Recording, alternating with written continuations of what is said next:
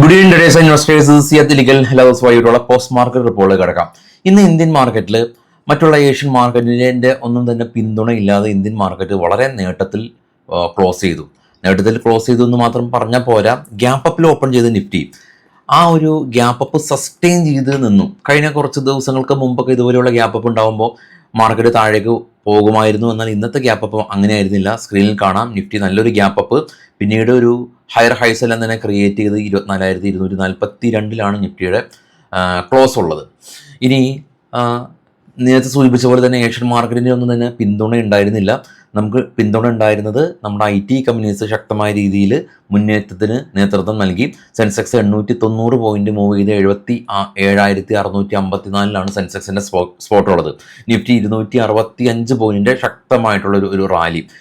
TCSും ഇൻഫോസിസും വിപ്രോയും ടെക്കമും തുടങ്ങിയുള്ള മുൻനിര IT കമ്പനീസാണ് ഇന്നത്തെ റാലിക്ക് ചുക്കാൻ പിടിച്ചിട്ടുള്ളത്. കൂടാതെ തന്നെ ഇന്നലെ FIS ഇന്ത്യൻ മാർക്കറ്റിൽ നെറ്റ് ബയേഴ്സ് ആയിരുന്നു. 700 കോടി രൂപയ്ക്ക് മുകളിൽ FIS ഇന്ത്യൻ മാർക്കറ്റിൽ ഇന്നലെ ബൈ ചെയ്തിട്ടുള്ളത് ഇന്നത്തെ ആ ഒരു മാർക്കറ്റിൻ്റെ മൂവ്മെൻറ്റിന് ഹെൽപ്പ് ചെയ്തു. കൂടാതെ ഇന്നലെ HUL പോലെയുള്ള കമ്പനീസ് 6% ഒരു ഫോൾ ഉണ്ടായിരുന്നു. ഇന്ന് HUL ആ ഒരു ലോ റിക്കവറി രേഖപ്പെടുത്തി. കൂടാതെ തന്നെ LNTയുടെ ശക്തമായിട്ടുള്ള റിസൾട്ടും വിപണിയുടെ റാലിക്ക് ചുക്കാൻ പിടിച്ചു.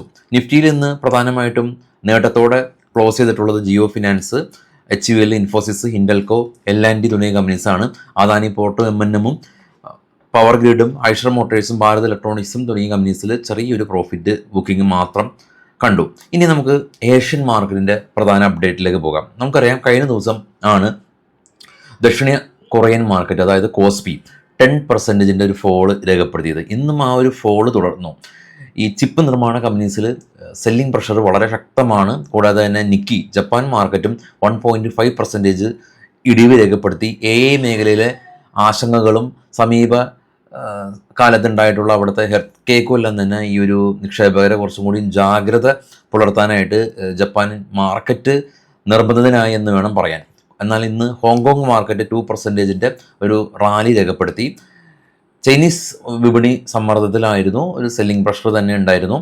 AI ആയിട്ട് ബന്ധപ്പെട്ടുള്ള സെല്ലിംഗ് പ്രഷർ തന്നെയാണ് ഉള്ളത്. എന്നാൽ ഓസ്ട്രേലിയൻ മാർക്കറ്റ് നേട്ടത്തിൽ തന്നെയാണ് ക്ലോസ് ചെയ്തത്. ഓസ്ട്രേലിയയിൽ നിന്ന് അവിടുത്തെ ഇൻഫ്ലേഷൻ ഡേറ്റ വന്നിരുന്നു. ഇൻഫ്ലേഷൻ ഡേറ്റ വളരെ ഫേവറബിൾ ആയ രീതിയിലാണ് വന്നിട്ടുള്ളത്. ഇതാണ് ഏഷ്യൻ മാർക്കറ്റിൻ്റെ ഒരു അപ്ഡേറ്റ് ഉള്ളത്. ഇനി നമുക്ക് US മാർക്കറ്റിൻ്റെ അപ്ഡേറ്റിലേക്ക് പോകാം. US മാർക്കറ്റ് ഓപ്പൺ ആയിട്ടില്ലെങ്കിൽ കൂടിയും US മാർക്കറ്റിൽ നിന്ന് ഇന്ന് അവിടുത്തെ ഫെഡ് റിസർവിൻ്റെ ഇൻട്രസ്റ്റ് റേറ്റ് സംബന്ധിച്ചിട്ടുള്ള തീരുമാനങ്ങൾ എന്താകുമെന്നുള്ള രീതിയിലാണ് വിപണി കാത്തിരിക്കുന്നത്. ഈ നിരക്കിൽ, അതായത് ഈ ഫെഡിൻ്റെ ഇൻട്രസ്റ്റ് റേറ്റ് തീരുമാനത്തിൽ വലിയ മാറ്റങ്ങൾ ഒന്നും തന്നെ ഉണ്ടാവില്ല എന്നുള്ളതാണ് പ്രതീക്ഷ. എങ്കിലും ഈ ഒരു കഴിഞ്ഞ മാസത്തെ ഫെഡിൻ്റെ മിനിറ്റ്സ് ഓഫ് മീറ്റിങ്ങിലെല്ലാം തന്നെ വിപണിയെ സ്വാധീനിക്കുന്ന കുറച്ച് കമൻ്റ് ഉണ്ടായിരുന്നു. അപ്പോൾ അതുകൊണ്ട് തന്നെ വളരെയധികം ആളുകൾ വളരെയധികം കീനായിട്ട് വാച്ച് ചെയ്യുന്ന ഒരു ഡേറ്റയാണ്. കൂടാതെ Q2 റിസൾട്ട് ആണിപ്പോൾ US ഓൺഗോയിങ് ആയിട്ട് ഉള്ളത്. മൈക്രോസോഫ്റ്റും മെറ്റയുടെ എല്ലാം തന്നെ റിസൾട്ട് ഇന്ന് പ്രഖ്യാപിക്കുന്നുണ്ട്. ഈ റിസൾട്ട് നാസ്ഡാക്ക് ഉൾപ്പെടെയുള്ള ടെക് ഇൻഡെക്സിൻ്റെ ദിശ തന്നെ മാറ്റുന്ന നിർണായക റിസൾട്ടാണ് US നിന്ന് വരുന്നത്. ഗൂഗിളും ടെസ്ലയും ഉൾപ്പെടെയുള്ള കമ്പനീസിൻ്റെ ഈ ഒരു റിസൾട്ട് ദുർബലമായിരുന്നു. അതിനുശേഷം നാസ്ഡാക്കിൽ ഒരു സെല്ലിംഗ് പ്രഷർ ഉണ്ടായിരുന്നു. ഇനി വരുന്ന ഈ ഒരു Q2 റിസൾട്ട് അവിടെ നിന്ന് വളരെയധികം ഇമ്പോർട്ടൻ്റ് ആണ്. ഇനി നമുക്ക് US ഇറാൻ യുദ്ധത്തിൻ്റെ സംബന്ധിച്ചുള്ള ഒരു റിപ്പോർട്ടിലേക്ക് പോകാം. അമേരിക്കയും സൗദിയും സംയുക്തമായിട്ട് ഇറാൻ കേന്ദ്രങ്ങളെ ലക്ഷ്യമാക്കി വ്യോമാക്രമണങ്ങൾ നടത്തി. ഇതിൽ പ്രകാരം 20 പേര് കൊല്ലപ്പെട്ടു. 30 പേരിൽ കൂടുതൽ ആളുകൾക്ക് പരിക്ക് പറ്റിയിട്ടുണ്ടെന്ന് റിപ്പോർട്ടുകളുണ്ട്. ഇതിനിടെ ജോർദാനിലുള്ള അമേരിക്കൻ സൈനിക താവളങ്ങൾക്ക് എതിരെ ഇറാൻ മിസൈൽ ആക്രമണം, ബാലിസ്റ്റിക് മിസൈൽ പ്രയോഗിച്ചു എന്ന് അമേരിക്ക പറയുന്നുണ്ട്. ഇത് ഈ ജോർദാൻ ഉൾപ്പെടെയുള്ള പല രാജ്യങ്ങളും അവരുടെ സാങ്കേതികപരമായിട്ടുള്ള മികവ് ഉപയോഗപ്പെടുത്തി മിസൈലുകളെല്ലാം തന്നെ തടത്തു. സ്ട്രൈറ്റ് ഓഫ് ഹോർമസിൽ ഈ ഷിപ്പിൻ്റെ ഗതാഗതമായിട്ട് ബന്ധപ്പെട്ടിട്ടുള്ള ചർച്ചകൾ ഭാഗികമായിട്ട് നിലച്ചമറ്റാണ്. ഇറാൻ പരിപൂർണമായിട്ടുള്ള നിയന്ത്രണം അവരുടെ പക്കലാണെന്ന് വീണ്ടും ആവർത്തിച്ച് പറയുന്നു. ക്രൂഡ് പ്രൈസ് സ്പൈക്ക് ചെയ്തു. ബ്രൻഡയിൽ $85 പെർ ബാരലിലേക്ക് ബ്രൻഡ് ഓയിൽ സ്പൈക്ക് ചെയ്തിട്ടുണ്ട്. ഇതാണ് പ്രധാനപ്പെട്ടിട്ടുള്ള അപ്ഡേറ്റുകൾ നമ്മളെല്ലാം തന്നെ കണക്ട് ചെയ്തിട്ടുണ്ട്. ഇനി നമുക്ക് മറ്റുള്ള ഇന്ത്യൻ മാർക്കറ്റിലേക്കുള്ള സ്പെസിഫിക് ആയിട്ടുള്ള ആക്ഷനിലേക്കൊക്കെ വാർത്തകളിലേക്കൊക്കെ പോകാം. നമ്മളുടെ ചാനൽ നിങ്ങളെ ട്രേഡിംഗ് സുഹൃത്തുക്കൾക്ക് എല്ലാവർക്കും ഫാമിലി ഫ്രണ്ട്സ് ഗ്രൂപ്പുകളിലേക്കൊക്കെ ഷെയർ ചെയ്യണം. പുതിയതായിട്ട് പഠിക്കുന്ന കുട്ടികൾക്കെല്ലാം തന്നെ വളരെയധികം ഉപകാരപ്പെടും. ട്രേഡ് ചെയ്യാതിരിക്കുക സെക്കൻഡറി, പക്ഷേ നമ്മളെ ലോകത്ത് നടക്കുന്ന എക്കണോമിക് കാര്യങ്ങളെക്കുറിച്ച് നമുക്ക് ഒരു അവയർനെസ് ഉണ്ടാവുക എന്ന് പറയുന്നത് വളരെയധികം നല്ല കാര്യം തന്നെയാണല്ലോ. ഇനി നമുക്ക് നേരെ ഗ്ലോബൽ മാർക്കറ്റിലേക്ക് ഒന്ന് പോകാം. ഗ്ലോബൽ മാർക്കറ്റിൽ ഏറ്റവും താഴെ ട്രേഡ് ചെയ്യുന്ന FTSE DAX എന്ന് പറയുന്നത് യൂറോപ്യൻ മാർക്കറ്റാണ്. പോസിറ്റീവാണ്. ഇന്ത്യ വിക്സ് ഇന്ന് 4% ക്രാഷ് ചെയ്തു 12. ജപ്പാൻ മാർക്കറ്റ് കാണാം 1.2, കോസ്പി RM 6 നമ്മൾ കണ്ടിട്ടുള്ളതാണ്. നാസ്ഡാക്ക് ഫ്യൂച്ചറും പ്ലസ് ആണ്, എന്നാൽ ഡോ ഫ്യൂച്ചർ 160+ പോയിന്റ് നെഗറ്റീവാണ്.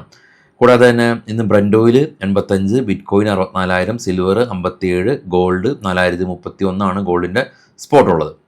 അത് നമ്മുടെ ഓപ്പൺ ഇൻട്രസ്റ്റ് ആണ്. 24,300 നിഫ്റ്റിയുടെ സ്പോട്ട്. PCR 1.2 എബോവ് ആണ്. നിഫ്റ്റിയുടെ സ്പോട്ടിൻ്റെ അഡ്ജസ്റ്റൻ്റ് ആയിട്ട് പുട്ട് റൈറ്റിംഗ് അഗ്രസീവായിട്ട് കാണാൻ വലിയ സപ്പോർട്ട്സ് ആയിട്ടൊക്കെ ആക്ട് ചെയ്യുന്നത് 24,200 24,000 തന്നെയാണ്. ഇനി ഇത് നമ്മളുടെ മാക്സ് പെയിൻ 24,200 കാണാം. ഏത് സൈഡാണ് കൂടുതൽ റൈറ്റിംഗ്? പുട്ട് സൈഡാണ് കൂടുതൽ റൈറ്റിംഗ്. പുട്ട് സൈഡിൽ ഹ്യൂജ് പുട്ട് റൈറ്റിംഗ് നമുക്ക് കാണുന്നുണ്ട്. അതായത് ലെഫ്റ്റ് സൈഡിൽ കൂടുതൽ റൈറ്റിംഗ് ഉണ്ട്. ഇനി നമുക്ക് ഒരുപാട് കമ്പനീസിൻ്റെ റിസൾട്ടുകളായിട്ട് ബന്ധപ്പെട്ടുള്ള ഒരുപാട് വാർത്തകൾ വരുന്നുണ്ട്. ഇതിൽ ഡാബ് റിസൾട്ട് 15% ഒരു സ്പൈക്ക് രേഖപ്പെടുത്തി എന്ന് പറയുന്നു. ഹൈഡൻബർഗ് നെറ്റ് പ്രോഫിറ്റ് 37% ഒരു ഇടിവുണ്ടായിട്ടുണ്ട്. ഇതിനെതിരെ ടാറ്റ പഞ്ച് ഇവർക്ക് 5 സ്റ്റാർ റേറ്റിംഗ് കിട്ടി സംബന്ധിച്ചുള്ള ന്യൂസുകളുണ്ട്. ഇനിയും ഒരുപാട് ന്യൂസുകളുണ്ട്. നമുക്കത് നാളെ രാവിലെ പ്രീ മാർക്കറ്റ് സെക്ഷനിൽ ഉൾപ്പെടുത്താം. കാരണം പ്രീ മാർക്കറ്റ് ട്രേഡ് വരുന്നതിന് മുമ്പ് തന്നെ ആളുകൾക്ക് കൂടുതൽ ന്യൂസുകളും സ്റ്റോക്ക് സ്പെസിഫിക് ആയിട്ടുള്ള കാര്യങ്ങൾ അപ്പോഴാണ് കൂടുതൽ അറിയേണ്ടത്. നമുക്ക് പോസ്റ്റ് മാർക്കറ്റിൽ ഓവറോൾ മാർക്കറ്റ് സെൻറ്റിമെൻറ്റ്സും നടന്ന കാര്യങ്ങളും അല്ലെങ്കിൽ മേജർ ഈവൻറ്റുകളെ കുറിച്ചിട്ടുള്ള കാര്യങ്ങളൊക്കെ നമുക്ക് ഡിസ്കസ് ചെയ്യാമെന്ന് തോന്നുന്നു. അപ്പോൾ നിങ്ങളുടെ അഭിപ്രായങ്ങളും അറിയിക്കുക, ചാനൽ ഷെയർ ചെയ്യുക. എല്ലാവർക്കും ശുഭദിനം. Thank you all.